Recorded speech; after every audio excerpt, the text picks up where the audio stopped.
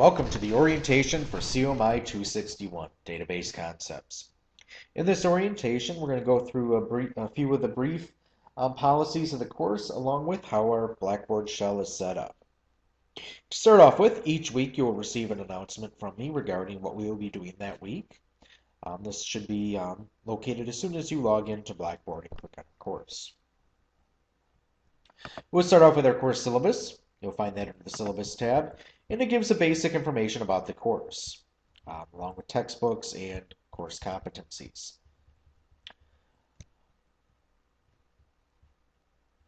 Guidelines for success. These are some of our policies and how our course will run. For communication instructions, please do, my preferred method really is email. So please, when you do email, include your name and what subject it is in the subject line, so I have an idea as to what I'll be opening, or that it's not a spam email. I also use a peer help forum within our class. This is where I prefer our content-related questions to go, and actually I'll direct you to that with emails for content-related questions. This is to simulate the raising of a hand in the class, so I'm hoping to simulate the question-answer period. Assignments are due to Blackboard on their due date, or by their due date. I do not accept any email or paper copies, nor do I accept late assignments. The due dates for the class are listed within the syllabus. For example, for the current semester, it's Tuesdays the first day of the week. Discussion questions will be due on Saturdays, and Monday is the final day of the week where all remaining assignments are due. Course points. We have a variety of activities in our class. We have discussion questions, lab assignments, quizzes, and a large final project. I do not have any exceptions for late work in the course, as this it really hurts the credibility or hard work that was put into the class by the students that actually did them on time. So I have a real ethical responsibility to that. Make sure you do not procrastinate in the class. So work ahead. You could get your questions answered and keep everything moving at a fair pace. Withdrawal from the class is your responsibility. Please see the registrar for the last date of doing a withdrawal.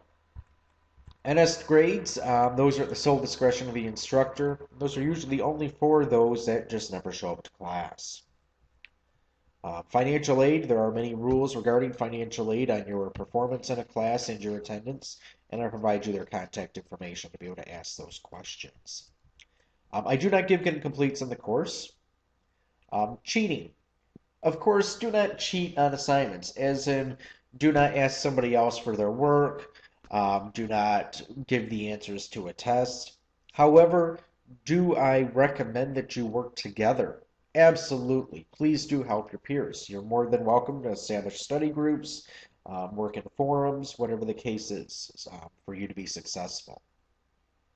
For attendance, attendance is taken each week, and we have discussion questions in this class is how I take attendance. So if your discussion response is in by the established due date, then you attended for the week. If not, you are marked absent. There are no exceptions to this rule, as it would require me to commit fraud against the federal government, which I'd rather not do. Disclaimer, of course, we never know what changes may happen. I will give you written notice, and actually I will take a vote among the students in class to determine if we will be making a certain change to the syllabus. It's always to your benefit when I have to do that. It's because we need to learn more about a topic, or we've had a technology issue, whatever the case is. So we'll keep it fair there. All right, so we've gotten through the rules and policies. We'll click on Learning Units. And in there, each week, you'll see the folder open up. These are based on the competencies of the course. So for example, our first week, we're going to learn about Describe Database Theory and Purpose. So I'll click on that Learning Unit. And the setup for each unit will be the same. So you'll have an overview. So what is it that you'll be learning and why? What objectives will you be learning? So what is it that we will be focusing on? What activities will there be? So we go through and We have a little bit moment of a reflection, or I have you view a video, whatever the case is, prep you for the unit. What are you going to be reading? And in this course, we have two different books. We've got one that's based on theory, so that's based on chapter 1 and so on and so forth. And then we have one that's more on practice. Most of it's on practice. And that's based on 24 different hours instead of chapters. To delineate between the two, I give you the author name. So one's from Pratt, one's from Stevens. Complete the quiz based on your readings. So it's just a multiple choice quiz. You're more than welcome to use your text. There's nothing there to be tricky, but the goal is for you to be able to know what it was that you were supposed to pick up while reading. Answer discussion questions and respond to at least 2 of your peers. Your discussion question post is due by 11:59 p.m. on Saturdays. This leaves up to 11:59 p.m. on Mondays for you to review what your peers put and respond to them. Now, a response would not be, I agree. It would be adding something to the conversation. You might actually disagree with your peers. You're more than welcome to do so. Please just do so in a polite manner. Go, have you thought about XYZ instead of just saying, I think you're wrong. So please do focus on that. But the idea of the discussion questions is, once again, it's able to bring in your knowledge, your current learning, and help you all work through this material. As the instructor, I already have gone through the learning process of the material, so having that new, fresh approach to it might not be there. And it's not a new, fresh approach to teaching, it's I haven't just learned how to do a select statement in SQL. And you may be just learning that for the first time. And there might be some things or challenges that you have to overcome that you can explain to your peers. So that's why I have you go through these activities. Next, we're going to install Microsoft Access on your computer. Next, you're going to install MSQL, MySQL on your computer.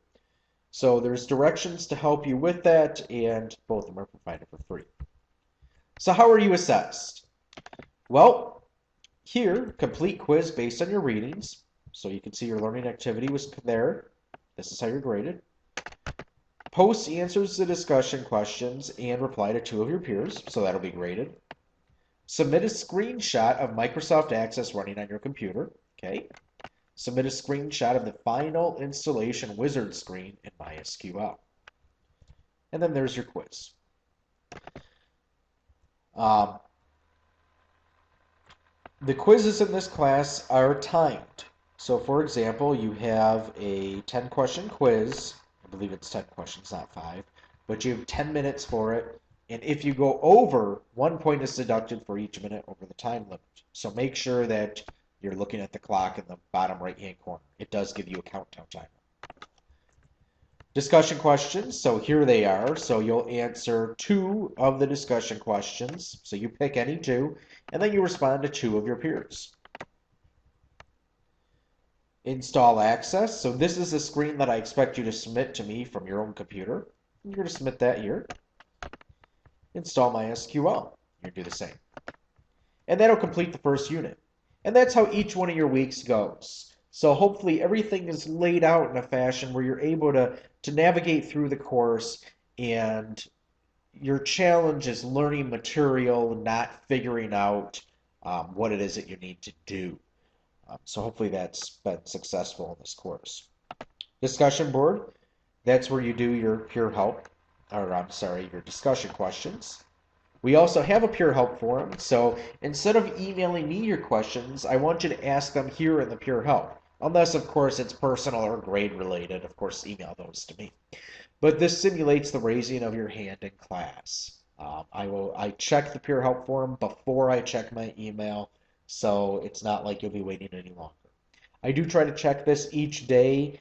However, there are some questions that I will leave unanswered for 24 hours or so, trying to see if your peers will respond to it. Because there are some times where a student response is actually better than the teacher response, because they might be able to put things in a little bit different of a way. I also have a form for you to introduce yourself, and I highly encourage you to do so, just so we have an idea of who's in this class. I do find that with this class, that we have a variety of students. We have IT students, we have some business health students, and just some business students, and then others that just want to learn about database. So it's nice to know who's out there. Your instructor, that'll give you information about how to contact me and what my teaching or office hours schedule is. You're always welcome to come in during my office hours. Um, if you are not available during then and you need to come see me, please contact me and we can see if we can make arrangements. If you plan on coming to my office seeking out an answer to a long question, let me know in advance and we'll block a little bit of time out for you. That way you're not waiting in line. So I try to do that just to make things run smoother for you, the student. All of your grades, but we can't see it under my login, are put under the My Grades button. That is my only grade book for the class. And in there, you have each assignment listed out. You'll have your final grade put in once I do grading. And I always post an announcement once grading is done, so you don't have to constantly be clicking in the grade center. I do post an announcement that's emailed to you when the grading is complete. And for grades, if you earn less than perfect credit, you'll definitely have comments from me as to why you were deducted points. If you receive a 1 on anything, there's also comments. A 1 means that there's something very wrong that we need to fix. So it's nothing to freak out about. It's just that I need some more information from you or whatever the case is. So I'll go back to announcements, and that's how you'll start the class each time you log in. And we'll have the weekly announcement there. That concludes the orientation or startup session for COMI 261, and please let me know of any additional questions.